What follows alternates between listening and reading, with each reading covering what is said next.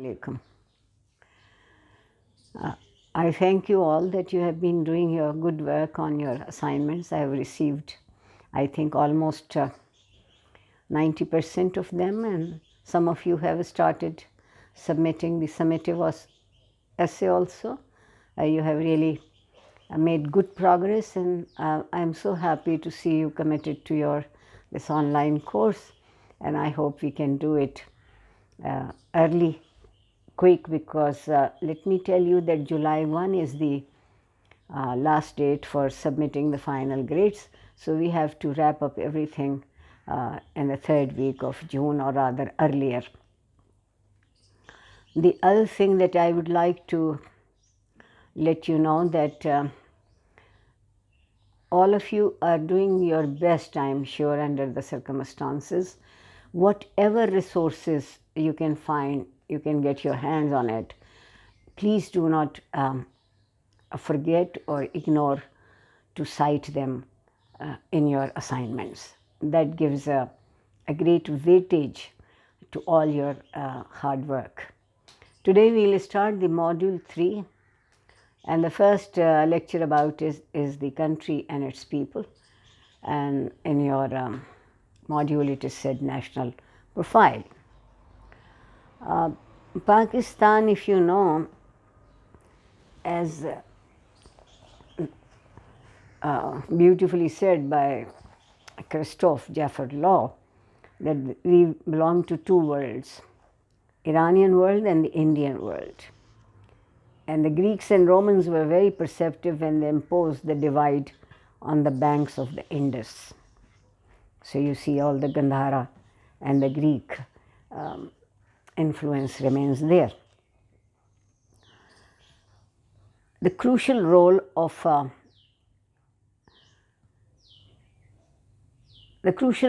in Pakistan's lives is of waterways. We are endowed, gifted with rivers in Pakistan, the Indus and its tributaries, the 5 rivers that we call Punjab, though all of the 5 are no more in there. The 2 have already virtually, they come to us as a name, but actually they are under India. And then we have Sindh, and that's as it is called, line river. All other rivers are its tributaries, and it goes up to the sea in province of the Sindh.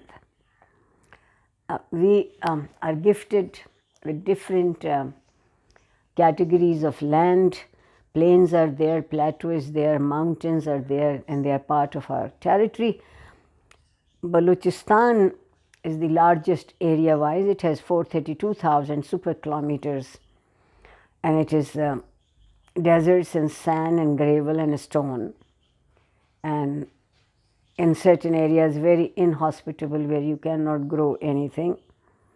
Towards the north there is a higher country rising to 3,500 meters in Suleiman Mountains to the south of Peshawar, and then we have Hindu Kush and Karakoram, where we have the great K2, which we call Bame Dunia. And Bame Dunia, you know, it means the gallery or the balcony of life of Pakistan for the world, highest place. The British legacy we had was more administrative rather than in geographical division. So this Bengal and Bihar were the 2 farthest provinces where Muslims were there. So the development of this land was mostly for agrarian economy, and the development of irrigation was both quantitative and qualitative.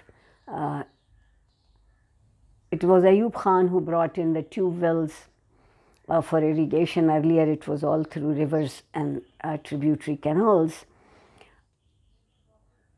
There are mountain areas in Balochistan, except in Quetta and certain districts under direct administration.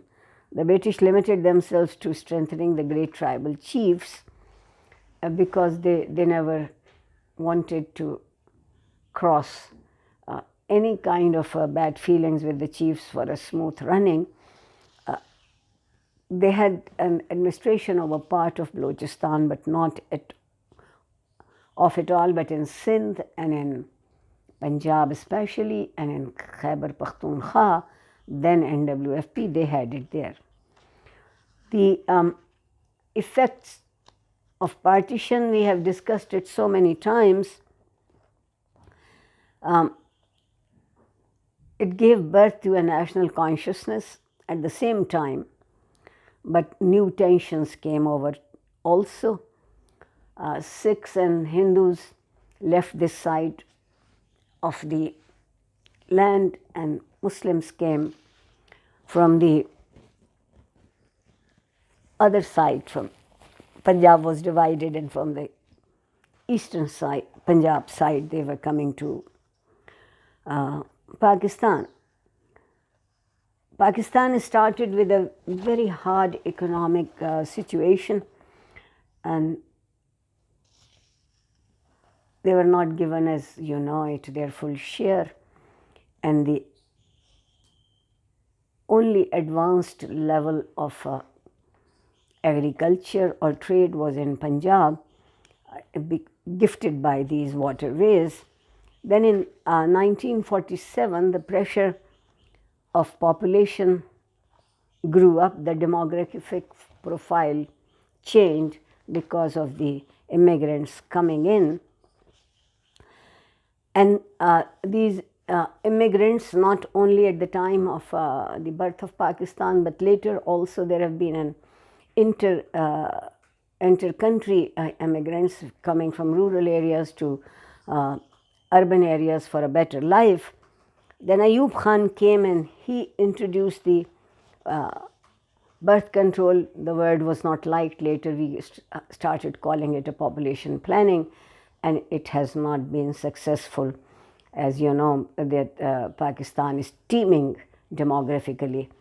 Then the emigration was that, which we call brain drain, are very trained doctors, engineers, wonderful scholars. They left Pakistan for better shores, and that has left Pakistan in a way poorer in certain areas. The working population in Pakistan is of different ages. In very impoverished areas, the children start working, and then almost at adolescent level there is a limit of working people. But because there are not that many educational facilities given to these people, and there is no other way to survive, so they go back to petty jobs. The primary and secondary education still remains inadequate in Pakistan, and inadequate both in a quantitative way and in a qualitative way. And I think it's not only Pakistan, mostly true in many Asian countries, but we fall far behind than other countries. The World Bank report says that, and it's old figures in 1994, that it had risen a little by 1999. The question is that the Pakistani public, who are fortunate enough to be educated, living in urban centers, and people in journalism, and they use journalism as a tool for the promotion of education, and there are op-eds, there are columns, there are editorials, and there are articles about the terrible state of the school and university system. The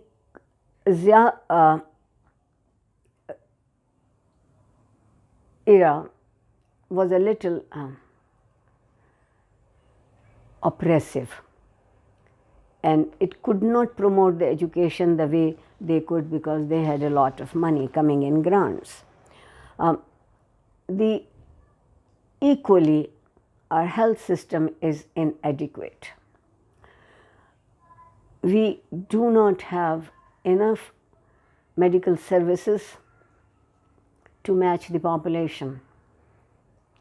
And how strange, these days you and I are separated because of this pandemic, and in this pandemic we are finding that we do not have enough medical services to provide to everyone who is being caught up in these terrible times. Pakistanis who live abroad or Pakistanis who live in Pakistan, they have been demanding greater efforts to improve education and health.